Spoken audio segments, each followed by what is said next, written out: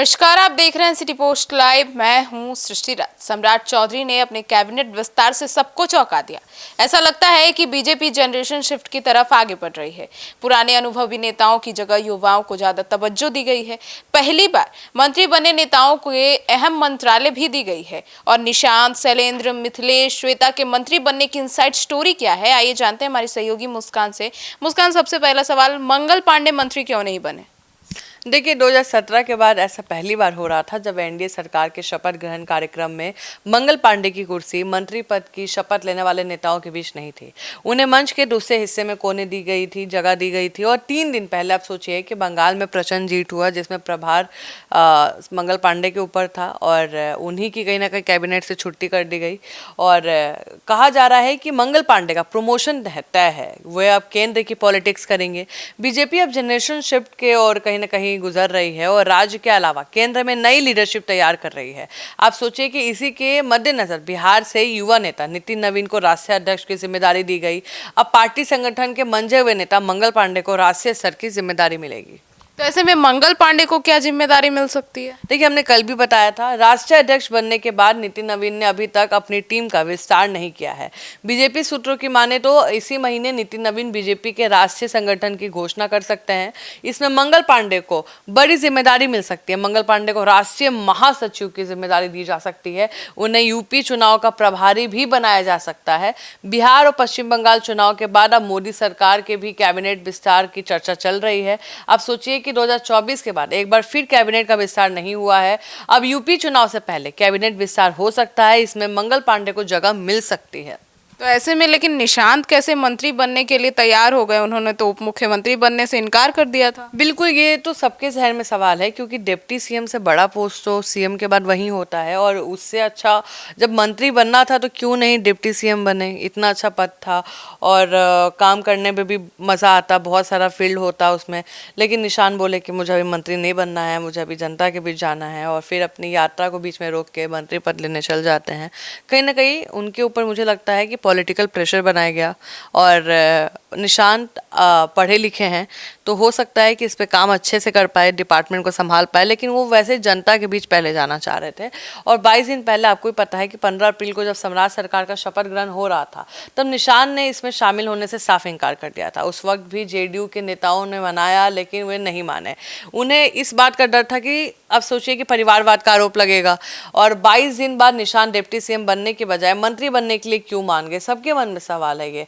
लेकिन निशान को ये बात समझ में आ गई कि जेडीयू को बचाने के लिए उन्हें फ्रंट में कहीं ना कहीं लीड करना होगा। इसके लिए जिम्मेदारी से भागने की जगह जिम्मेदारी उठानी पड़ेगी। सरकार में बिना किसी पद के रहे अगर निशान 7 सेकुलर रोड का बंगला और आप समझिए कि जेट सिक्योरिटी मिलती है तो उनके साथ सरकार सवाल उठा सकती है, विपक्ष सवाल उठा सकती है। पार्टी की टॉप लीडरशिप की बात करें तो इस बात को उन्होंने माना कि मंत्री बनने के लिए, इसीलिए मुझे लगता है राजी हुए होंगे। तो इंजीनियर शैलेंद्र को इतनी बड़ी जिम्मेदारी क्यों मिल गई? बिल्कुल बड़ा सवाल है क्योंकि पहली बार मंत्री बने हैं और बहुत बड़ा इनको डिपार्टमेंट मिला है। आप सोचिए कि मंत्री इंजीनियर शैलेंद्र की छवि एक फायर ब्रांड नेता की है और शपथ ग्रहण के दौरान भी ये माथे पर त्रिपुंड, गले में माला और धोती कुर्ता पहनकर पहुंचे थे और सम्राट चौधरी के बहुत favourite, one of the favourite कहलाते हैं। मुस्लिमों को लेकर कहीं ना कहीं इनके बयान कई बार विवाद के कारण भी बने हैं। और भूमियारों की नाराजगी दूर करने के लिए इस बार बीजेपी ने अपने कोटे से 2 भूमियार को कैबिनेट में दी है। इंजीनियर शैलेंद्र उसी का कहीं ना कहीं प्रयोग का हिस्सा है। उनकी सीएम से मैंने आपको बताया कि सम्राट चौधरी से बहुत अच्छी दोस्ती है और इसके साथ ही इनकी पहचान एक ग्राउंडेड नेता की भी है। इनको सम्राट का समर्थन और ये विजय सिन्हा की जगह भी ले सकते हैं। तो ऐसे में नंदकिशोर राम को कैसे सम्राट कैबिनेट में सीट मिल गई? देखिए, मात्र 100 दिन में ही आप सोचिए नौतन विधायक नारायण प्रसाद की छुट्टी कर बगहा विधायक नंदकिशोर राम को कैबिनेट में जगह दी गई। इस पार्टी के भीतर रविदास लीडरशिप में नया प्रयोग कहीं ना कहीं तौर पे पार्टी कर रही है। आपको बता दें, जनक राम को आगे बढ़ा रही थी, अब भाजपा ने नंदकिशोर राम पर दाव लगाया है।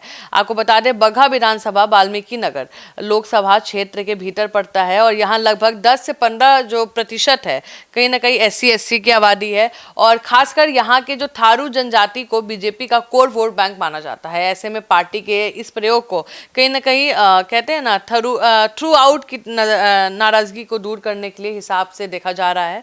और मुझे लगता है कि कहीं ना कहीं जो जाति समीकरण बनाया गया है वो बहुत बैलेंस करके बनाया गया है। तो मिथिलेश तिवारी पहली बार मंत्री बने और शिक्षा विभाग उन्हें मिल गया।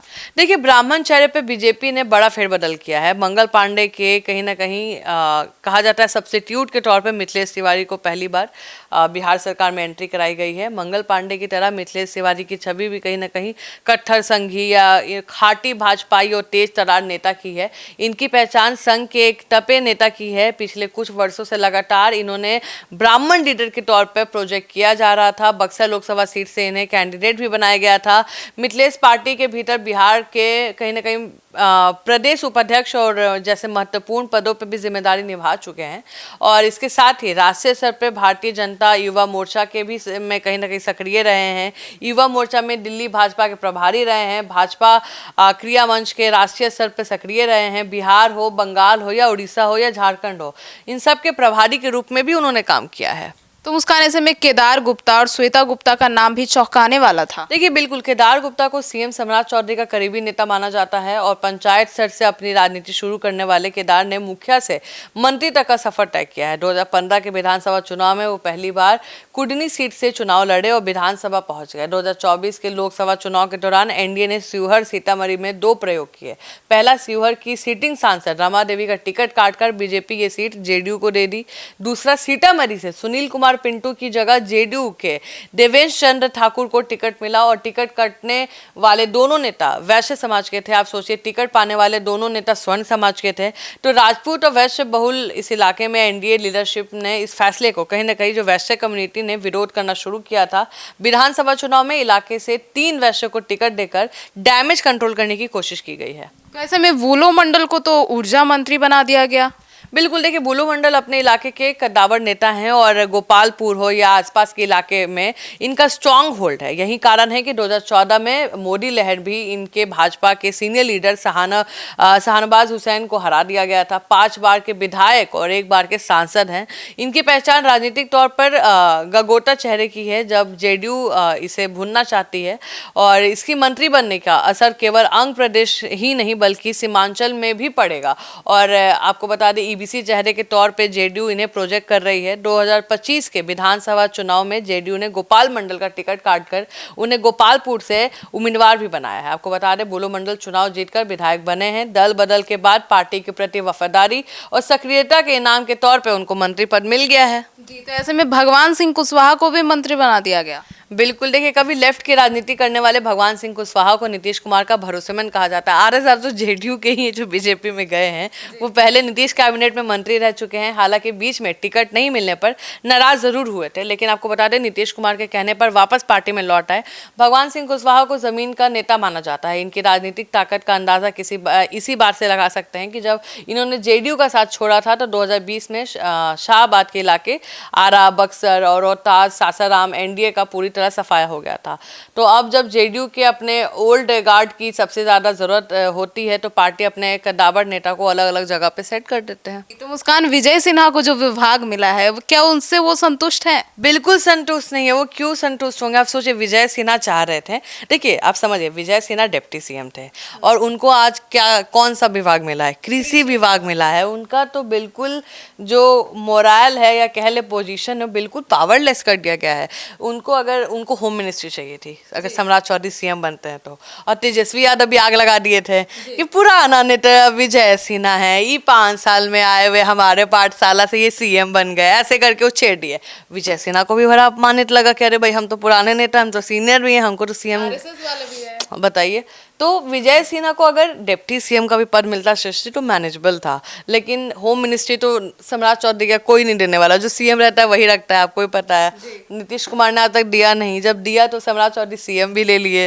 तो विजय सिन्हा का कहीं ना कहीं मुझे लगता है, देखिए, विजय सिन्हा बहुत गुस्सा हुए थे इस बात को लेकर, उनके अंदर नाराजगी भी थी। अमित शाह एक दिन पहले पटना आए थे, उन्हीं को मनाने के लिए आए थे और अब वो भाई विजय सिन्हा मंत्री पद की भाई वो शपथ भी ले चुके हैं और उनको कृषि विभाग मिला है। अब विजय सिन्हा कैसे संभालते हैं, कैसे देखते हैं, अब तो देखने वाली बात होगी। लेकिन विजय सिन्हा के साथ कहीं ना कहीं अगर उनके पर्सनली बात करें तो विजय सिन्हा का कद तो नीचे कर दिया गया है।